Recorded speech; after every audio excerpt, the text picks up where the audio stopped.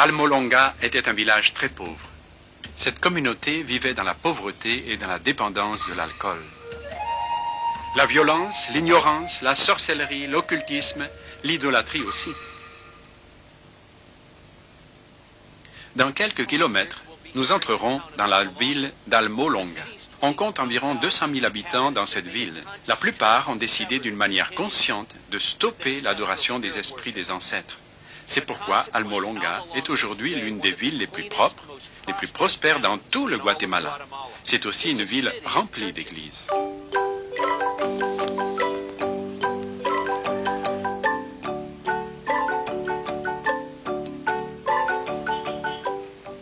Beaucoup citent Almolonga comme un bon exemple de transformation communautaire au niveau mondial. Cela peut être vrai, car environ 8 citoyens sur 10 se considèrent comme des chrétiens nés de nouveau. Mais cela n'a pas toujours été le cas. Il y a seulement 20 ans, Almolonga est un endroit plein de ténèbres et dangereux. La ville souffrait de pauvreté, de violence et d'ignorance. En plus de cela, l'alcool était le problème principal. Il y a 20 ans, si vous partiez à Almolonga le matin à 7 heures et que vous marchiez dans les rues d'Almolonga, vous auriez vu beaucoup de gens couchés dans la rue, totalement ivres. Nous avions beaucoup de prisons parce qu'il y avait beaucoup de problèmes. Le chef de la police, Donato Santiago, se rappelle que les gens se battaient tout le temps. Les autorités avaient construit 4 prisons, mais n'arrivaient pas à résoudre le problème du mal. Le reste des prisonniers étaient transportés dans une ville voisine. La violence domestique était particulièrement prononcée. J'ai parlé à une femme qui m'a raconté que quand son mari n'aimait pas le repas, elle était battue et mise à la porte. Le pasteur Mariano Riscaay, un des principaux leaders dans le bouleversement spirituel d'Almolonga, a des souvenirs semblables. J'ai été élevé dans la misère. Mon père buvait parfois 40 à 50 jours d'affilée. Nous n'avons jamais eu un vrai repas. Seulement une petite tortilla avec un petit verre de café. Mes parents dépensaient le peu d'argent qu'ils avaient dans l'alcool. Pour soulager leur douleur, beaucoup de citadins ont fait des pactes avec des divinités, comme Pascual Belón, le seigneur de la mort, et Moshmon, une puissante idole. Maximón était en effet la plus puissante idole d'Almolonga. Quand les Espagnols sont venus au Guatemala il y a 500 ans, ils ont trouvé le peuple autochtone qui était disposé à vendre certaines choses. Mais il y avait une chose qu'ils ne voulaient pas toucher. C'était Maximón. Cette idole était très importante pour eux. Ce syncrétisme a créé une forteresse puissante. Bien que Moshmon ait pris la forme d'un mannequin en bois, l'esprit qui était derrière l'idole avait un pouvoir tenace sur les gens d'Almolonga. C'est juste un masque en bois, mais il est très puissant, comme une forteresse qui lie les gens. En ces temps de ténèbres, l'évangile ne passait pas bien. Les évangélistes en visite étaient généralement chassés avec des bâtons ou des jets de pierre, pendant que les petites églises locales étaient aussi lapidées. Les chrétiens évangéliques étaient une minorité dédaignée. Une fois, 6 hommes ont braqué un pistolet à la gorge de Mariano. Alors qu'il commençait à appuyer sur la gâchette, celui-ci a silencieusement demandé au Seigneur sa protection. Quand ils tirèrent, rien ne se passa.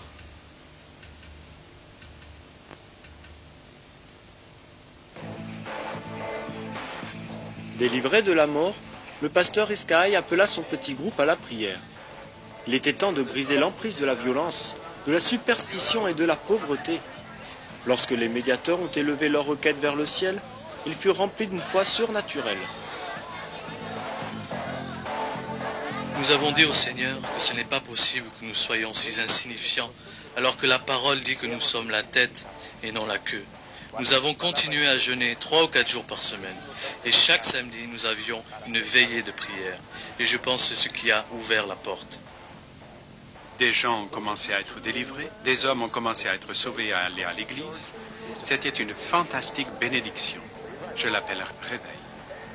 Les églises ont commencé à croître suite à beaucoup de signes et de prodiges et aussi suite à beaucoup de délivrances de possessions démoniaques.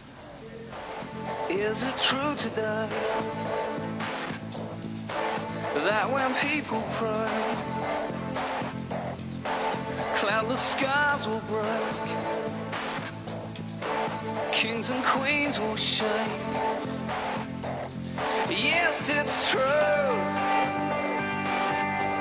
and I believe it.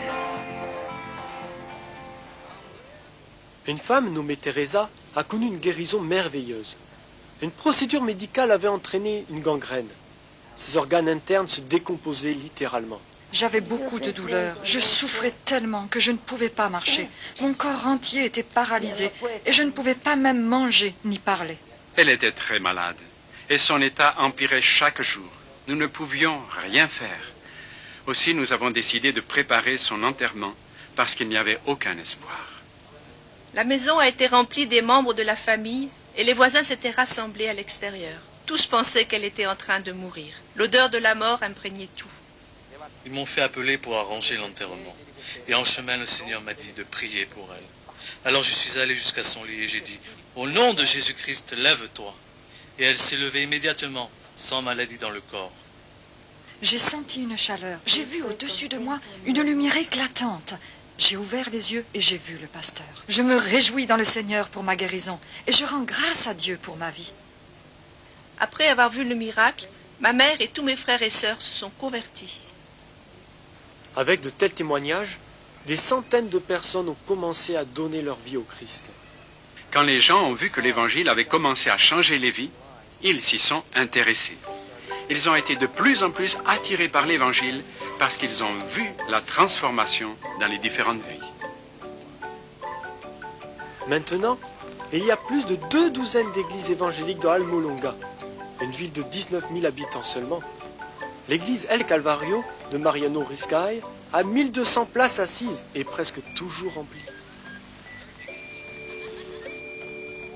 Mais la présence du Saint-Esprit ne se mesure pas seulement à la croissance d'églises. Une promenade dans la zone commerciale d'Almolonga montre l'impact de la transformation du réveil social. Les rues et les bâtiments sont baptisés de noms de lieux bibliques. Si les étrangers trouvent cette expression publique de la foi extraordinaire, Mariano la trouve normale. Comment pouvez-vous dire que vous aimez Dieu si vous ne le montrez pas? Paul n'a-t-il pas dit, je n'ai pas honte de l'Évangile? Auparavant, Almolonga était parsemé de bars ou de choses semblables, 36 au total. Maintenant, il n'y en a que 3. Comme la boisson s'est arrêtée, la violence aussi a cessé. Depuis 20 ans, le nombre de crimes dans la ville a beaucoup diminué. En 1994, la dernière des 4 prisons d'Almolonga a été fermée. Le bâtiment transformé s'appelle maintenant le Hall d'honneur. Pour le chef de police Santiago, ce sont de bons moments. Maintenant, vous n'avez donc aucune prison en ville? C'est vrai, nous n'en avons pas. Parce que vous n'en avez pas besoin? Non, mais parce que plus personne n'a de problème.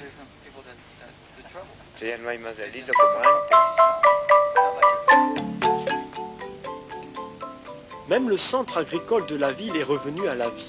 Pendant des années, les champs qui sont autour d'Almolonga ont souffert d'une combinaison de l'aridité du sol avec de mauvaises habitudes agricoles.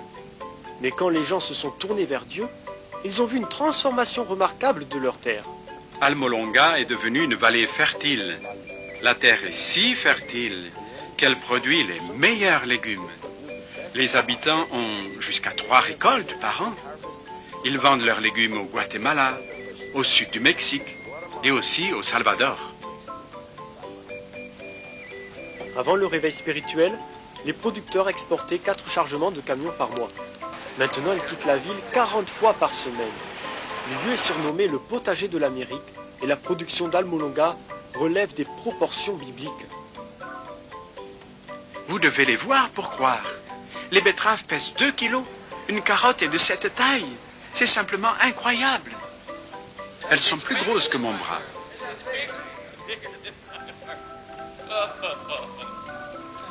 Voilà le marchand de légumes d'Almolonga.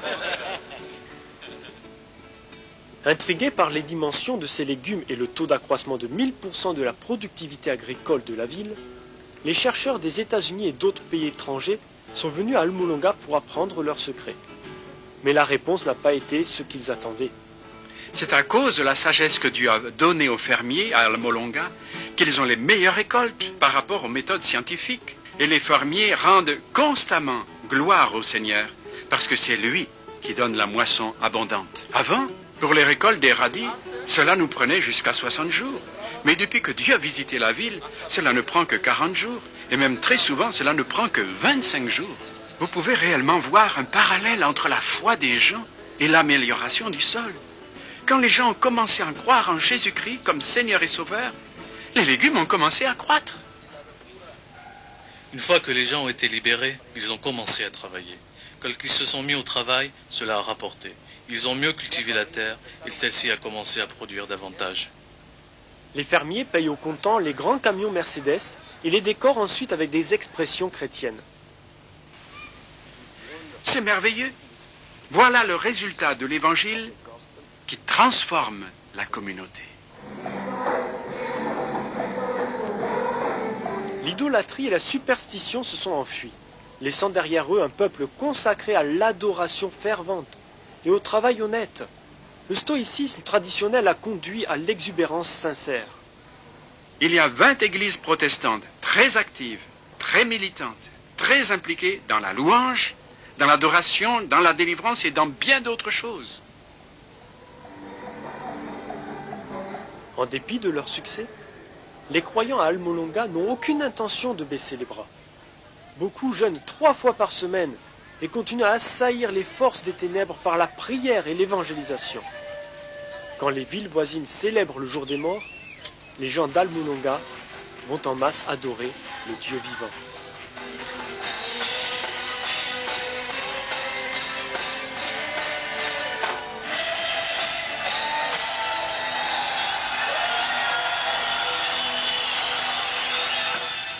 Le maire chrétien de la ville accueille une foule de près de 15 000 personnes sur la place du marché.